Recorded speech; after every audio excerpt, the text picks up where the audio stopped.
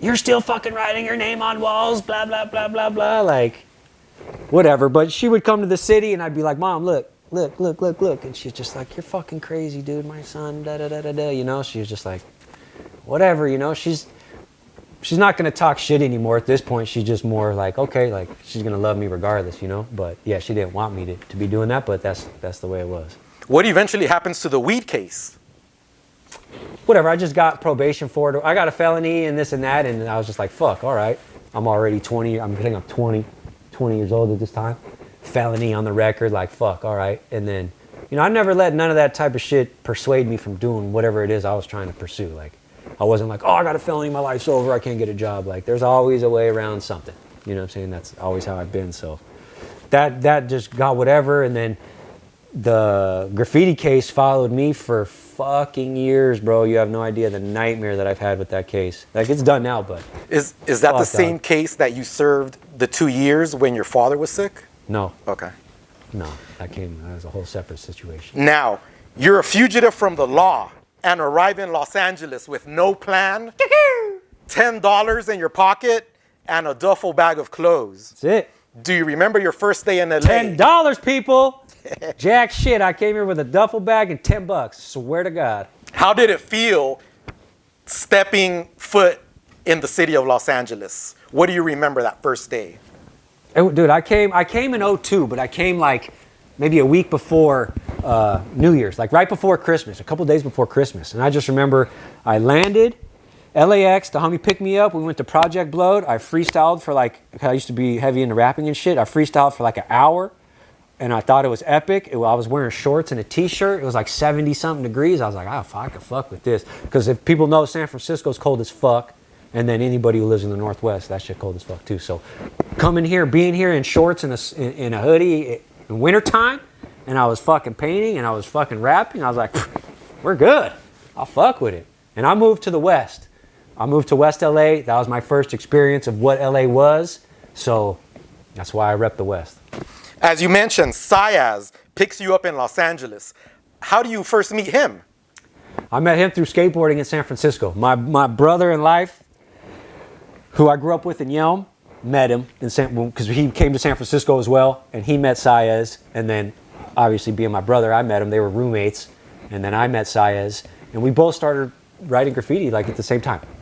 That first day, he takes you to Project Blowed, as you mentioned. What is that? What is Project Blowed? It was like some shit in fucking Crenshaw. I don't even remember where it was at back then, but fucking it was in the park, Lamert Park. It was just like a little thing that all the little like backpack rappers would go and freestyle. I forget what days they'd have it on or whatever, but he was like, yo, there's an open mic, you could freestyle and shit. I was like, let's go. And he was like he was a good battle rapper and shit, so he would rap too, and yeah, that's where we go fuck around.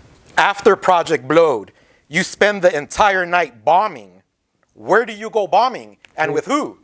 Just him, bombing the freeways, the highways. That's what I painted. I mean, we hit spots too, but I remember like within the first week, like just painting the freeways and being in shorts in December. I was just tripping out. I was just really on that. During these first few days in LA with only $10, how do you survive? I fucking went to Beverly Hills, North Face, and fucking racked a fucking shit ton of jackets and fucking sold them to all the homies in SF. That's how I got my first little piece of bread, I guess, just to be able to survive. And then same shit, just finding jobs, random ass jobs all over, bro. I worked all over Santa Monica, dog. Promenade was my fucking backyard as far as where I could get a job at. How soon after arriving in Los Angeles do you notice the LA graffiti culture? Right away, because I was already into it, so I was just, like, oh shit, like it's crushed out here, whatever. So I was already noticing graffiti, and I was just like, the fact that in my head, I was like, okay, I'm a wanted person, right? Like I'm gonna go do 2 years in prison once I get caught. So I was just like, fuck it, I'm just gonna wild out. So I was just painting maybe more extreme than maybe I would have if I wasn't like that, but I was like, fuck it, like it's inevitable. I know it's gonna happen eventually, so let's go hard until then. So I was just going hard as soon as I landed, like, let's go, boom, boom, boom. And then we were at UCLA, me and Saez just fucking around, skating around, like not doing tricks. We were just skating around, probably bird dogging for chicks or some shit like that. And fucking the UCLA police came and like busted us for skating or whatever. And they ran my shit and they took me. I was like, fuck. I looked at the homie like, see you in a couple years, dog. They take me to the little station or whatever. Maybe like 30 minutes later, he comes back. He's like, it's your fucking lucky day. And I was like, what do you mean? He's like, well, fucking Oregon and California don't fucking like get along with each other, so they don't take the inmates or whatever unless it's something serious. So I'm like, what are you saying? He's like, oh, I gotta let you go. So I was like, you're saying that I'll never have to go to jail as long as I live in California?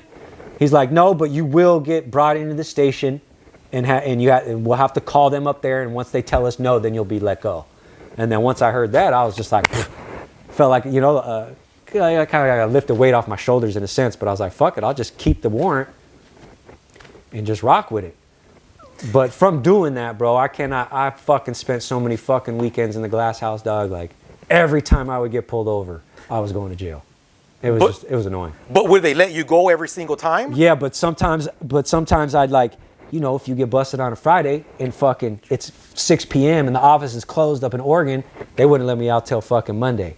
You know what I'm saying? So a lot of those times that would happen. Or I'd get busted on the weekend and they couldn't get a hold of them, so I'd have to wait until Monday morning. So like, it's just annoying when that shit happens, you know what I'm saying?